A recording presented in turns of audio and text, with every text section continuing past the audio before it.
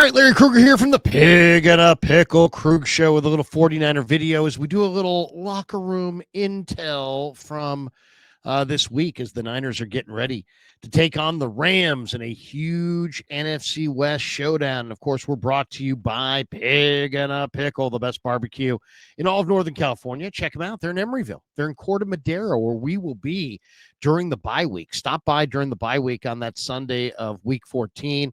We're going to do a meet and greet at Pig and a Pickle, eat some barbecue, have a few beers, watch some football, and hopefully chat it up with some Krug Show fans. So check that out at Pig and a Pickle during the bye week, Sunday of the bye week. We'll tell you more about it as we get a little closer. The Krug Show meet and greet. All right, let's talk a little 49er intel. A lot of interesting stuff from Ninerland, and let's just get right into it. Niners getting ready to play the Rams. Rams are really good. They're coming off of a big win against the Saints, where they put up over 400 yards of offense and held the Saints to like 2.25. I mean, they really dominated that game. They won going away. Didn't really even have to extend themselves to beat the Saints. And now here they roll in to Levi's, smarting after the Niners beat them in LA earlier this year, a loss that Sean McVay blames on himself. Said, I cost my team the game. I shouldn't have run Kyron Williams into the teeth of the 49ers run defense on 4th and 1. And that play call cost us the game. I'm the reason. That's what McVay said. I'm the reason that we lost. So he's going to have a game plan. He's going to have his guys ready to roll, and they roll in hot, and the 49ers are banged up. So this is going to be a huge challenge, to say the least. But we went inside the Niner locker room, like we always do. We talked to some of the players, and why don't we start with let's start with Christian McCaffrey, because I asked Christian McCaffrey. One of the things I'm absolutely cannot believe is I can't believe that Kyle Shanahan was running Christian McCaffrey up 10 on the MetLife turf in the fourth quarter inside of 4 minutes. Run somebody else. Anyway, I asked Christian about these carries at the end of the game. The carries at the end of the game are unlike any other carries. Everybody in the house knows you're going to run. You're trying to make your opponent burn their timeouts. You're trying to run out the game. Running out the game is a painful proposition. Why? Because nobody plays pass. They all play run. So you got 11 guys who are all looking for you to try to take your head off, and they all know you're getting the ball. So I asked Christian about the mindset of these carries. Does it change at all? And here's what he had to say. Mindset at the end of games, when it's those finishing games carries, and everybody knows you're going to run. Are you just thinking two hands on the ball and don't turn it over? I mean, do you take pride in taking those finishing carries? Yeah, definitely. I think mindset is whatever the run play is called, to keep your eyes on the read. Make sure you're executing whatever the play is called, and always just trying to break tackles, finish forward. That's from the start of the game to the end of the game. It's the mindset. Yeah, so he keeps it the same. He's keeping it the exact same, whether it's the beginning of the game, the middle of the game. At the end of the game, though, they're going to try to punch that ball out. They're going to try to rip it out. But more importantly, you're going to take hits, a lot of hits, because they're going to bring 11 hats to the ball. They're desperate. They have to get a stop. They can't let you run for the first down. If you run for a first down, they essentially are dead for the week. So they're going to fight with everything they have. And a lot of times there's a lot of physical punishment that come with taking those end of game carries. And I asked Shanahan about this. When Elijah Mitchell was here, a lot of times they used Elijah Mitchell late in games. Now Shanahan's going to downplay this, but there's a trust factor to get on the field at running back that you have to have. And it's not just Shanahan. You have to earn the trust of Bobby T. Bobby Turner is the longtime veteran running back coach. And if he doesn't trust you, you don't get on the field. And if Shanahan doesn't trust you, you don't get on the field. There's a reason they're not running Garendo, because he fumbles. I don't know exactly why they're not running Brian Robinson. To me, that's very odd. Take these carries off of Christian. The reason that Elijah Mitchell was such a great finishing back is because he always got what was blocked. So he's just going to take it up in there. Whatever the hole is, Elijah Mitchell's going to find it, and he never fumbles. I think he fumbled once in his entire college career. So he doesn't fumble, and he's going to get whatever's blocked. There's not a lot of negative yardage plays. So he, in a lot of ways, was an ideal finisher for Shanahan. But when I asked Shanahan about the characteristics of the finisher, he kind of, pulled the ripcord and jumped out of it altogether and said, hey, I really don't have any pecking order, or there's no rhyme or reason to it. Here's how it went. When you had Elijah Mitchell here, you finished games with him. What do you want to see from these other backs, or what would you want to see from a back that you want to finish a game with? Because you're finishing with Christian now. What are the prerequisites, I guess? That they run the ball the same way. I thought Brian stepped in and did a good job. We never said Elijah was our finisher by any means. It's just how it played out sometimes. Sometimes you go in and a guy runs 2 good runs and you stick with him for a little bit. But yeah, no, we never had any role for any back where it's like, all right, this guy goes and finishes it, this guy starts it. It's really just the momentum of how guys are doing. And I think Brian has really stepped it up these last couple of weeks. He's got a couple more opportunities, made some big plays on special teams, and hopefully we can get him in there more. Yeah, hopefully you can, because your number one running back is a guy that if you lose, your odds in Vegas drop precipitously. So, that tells you that Christian McCaffrey is a key cog, which is all the more reason not to run him up 10. Now, I expect the 49ers to win some games down the stretch. I think Shanahan's hoping they win five or six more games, right? Well, if they can do that, then all of a sudden that means there's going to be more finishing carries in the fourth quarter of these games. They're going to beat somebody by multiple scores. And all I'm saying is get Christian off the field, because he means so much to what you do. And if you don't have him, wow, that is a real kick to the gut. So we heard a little bit there from Shanahan, a little bit from Christian on, how he takes pride in those carries, but he looks at it the same way. Hey, a carry is a carry is a carry. And they're all the same. So there you go. A little bit of Kyle, a little bit of Christian right there. Let's hear again from Kyle, because Kyle also, I asked Kyle about this Rams run D. The Rams have a terrific defense, and they got a great front line. And their run defense is solid. And Shanahan, obviously, as the offensive architect, is watched them on film this week. And I asked him about it this week, and here's what he had to say. A lot, like 30 plus times, and didn't get a lot for it, but you stayed with it. Now, since then, what have you seen from them, their defense on film? Why are they so tough against the run? I think their front five, the guys they keep on the line of scrimmage usually, is probably the best in the NFL. I think, they don't have to make the secondary very vulnerable and doing a lot, so they can always have usually 6 or 7 guys swarming to the ball. Extremely hard to give up a big play on. I don't think they've given up a 3rd and 12 plus this year, which is kind of unheard of by week 9. I think they're number 1 in the NFL and second 11 plus.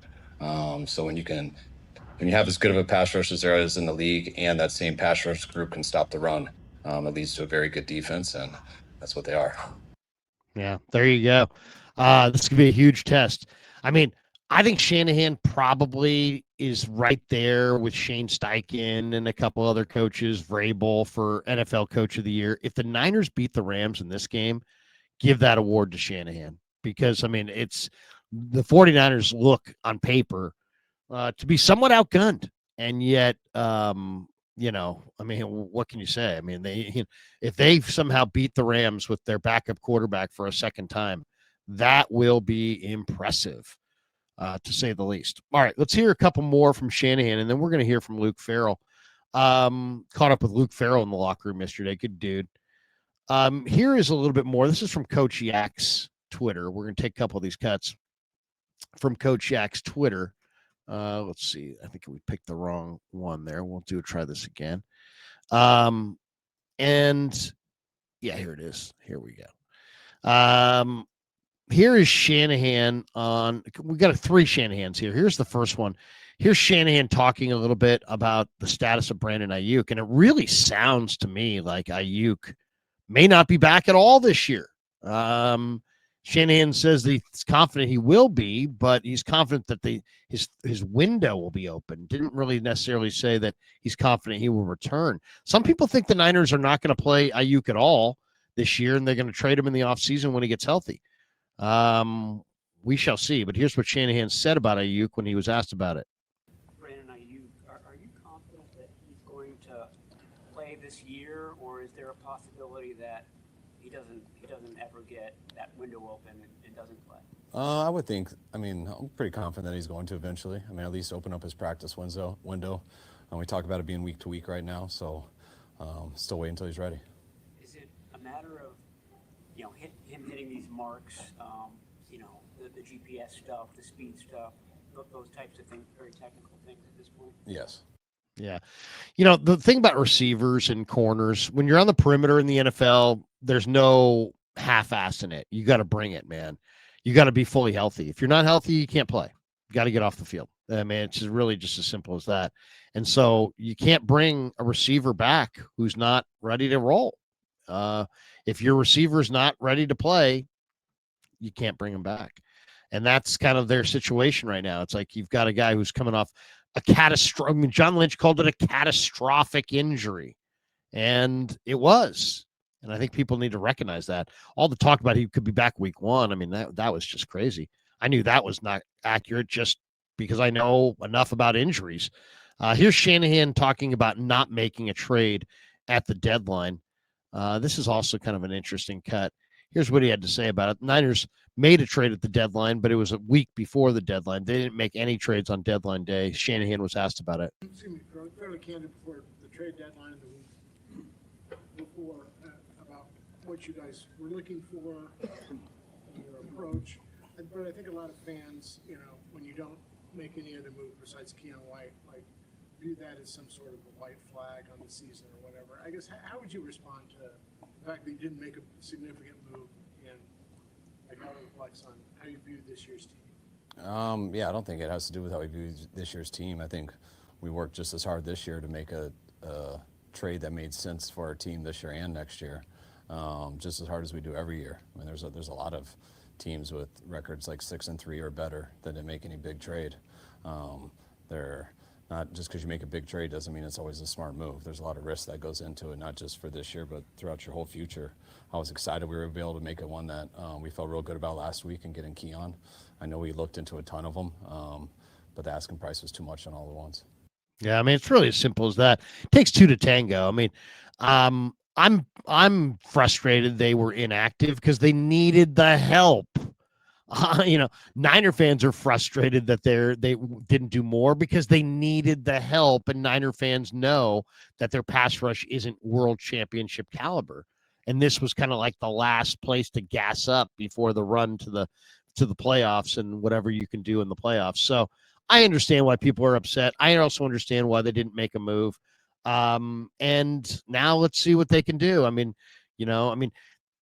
to me, a move was more urgent than I think they thought it was. Why? Because I look at their young DBs as right now they have confidence, but if they get roasted and toasted and burnt all for the next 2 months, they'll lose that confidence. And there's a lot of good young DBs there, and I don't want to see them lose their confidence. And I think there's a very good chance without a pass rush up front, they will. So that's a big concern. The Niners don't seem as concerned. Now, we'll see if they can find somebody off the practice squad, if they can get Robert Beal to start playing some ball, if Huff's return is enough. But it doesn't – on paper, it looks like they are woefully short of pass rush up front. There you go, a little bit of Shanahan. All right, let's do one more here on Shanahan. And this, he was talked about the chemistry. If he's concerned about messing with the chemistry between Purdy and Jones. And I'll say this, the 49ers have a really good culture in their quarterback room. Talked about it with Todd Husak on Niners Nightly the other night. Kay Stevenson used to say to me when we were in the Canadian League, if the culture of your quarterback room will eventually become the culture of your locker room. And so it's really important that you have a good culture in your quarterback room. And that's what the Niners have. I mean, they really do. It's partly because Brock's a high ethics guy. It's partly because they got 4 guys in the room that are all roughly the same age. I mean, think about it. You got Adrian Martinez and Curtis Rourke, and then you got Mac Jones and Brock Purdy, and they're all roughly 25. And so I'm sure it's, they get along and they're rooting for each other. Brock's a great guy. Mac is cognizant that it's Brock's team. I don't think anybody's trying to assert, anything other than that. And I think it's a very healthy atmosphere. Anyway, Shanahan was asked about it, and here's what he had to say. What is how well Mac has played? Does there come a point this season where you get concerned about messing with offensive chemistry if you make a switch or go back or go to Brock? No, I don't really get concerned too much with offensive chemistry. I mean, it's more, Mac's showing he can play at a high level. Everyone knows that Brock can play at a high level. When Brock is healthy and he's himself, we know he'll play at a high level. So as long as you have a quarterback playing at a high level, don't worry too much about the chemistry. Yeah, I mean, chemistry is a little overrated.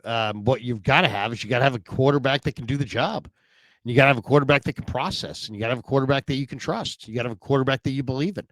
The Niners have two. And that's where, if you say, what's the biggest positive of this year? It's that. The 49ers have two quarterbacks that they can win with, two quarterbacks that they believe in, and maybe more importantly, and this is hard. I mean, anybody who watches football knows how difficult this is. The 49ers have two quarterbacks that can lead, that the guys will follow. Guys will follow Mac Jones. Guys will follow Brock Purdy. They will follow them both. They have two quarterbacks that the guys believe in, two quarterbacks they can win with. That's a huge advantage. It's an unbelievable thing.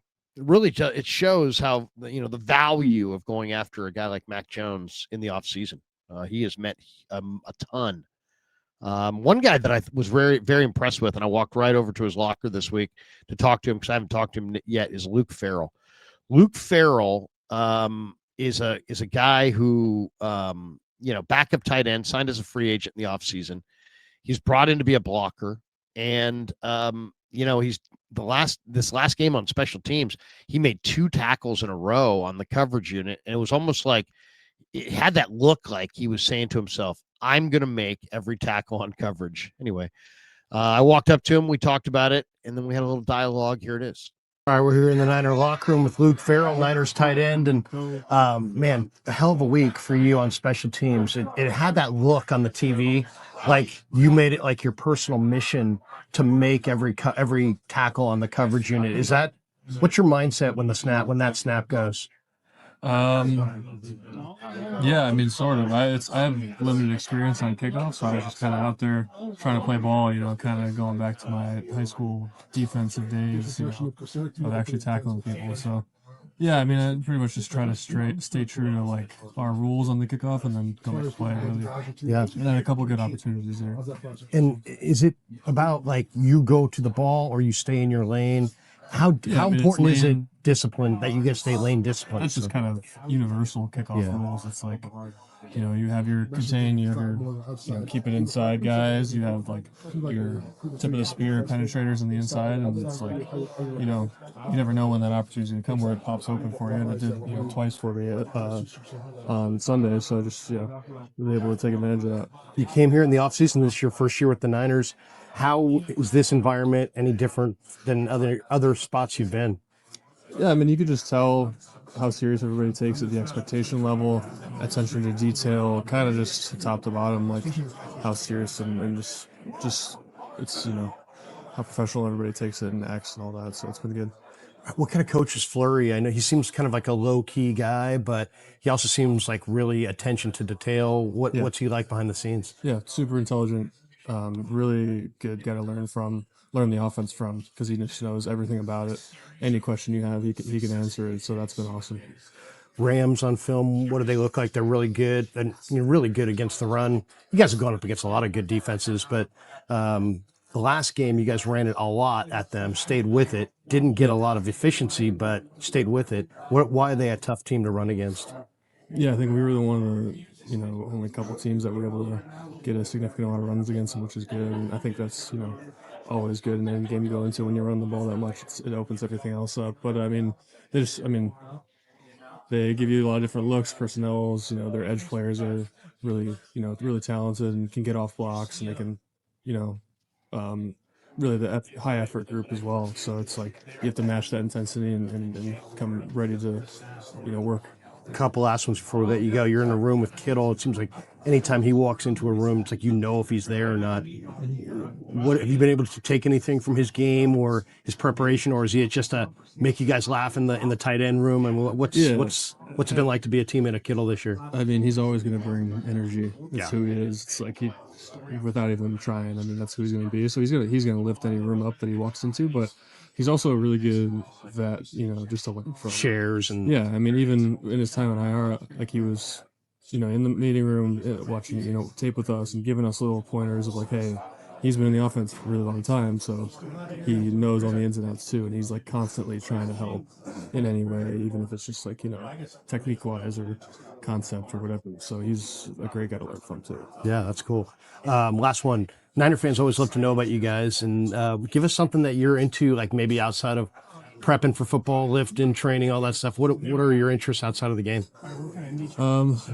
Just big music guy. I grew up playing the drums. Nice. I took lessons for a long time, was in school band and everything.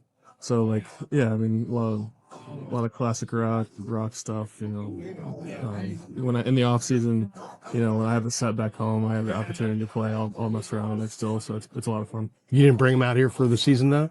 Not in the I can't really fit him in the apartment out here. Yeah. No, but probably a little too close to your neighbors here. Where is home? I'm sure. Where's back home? Where are you from?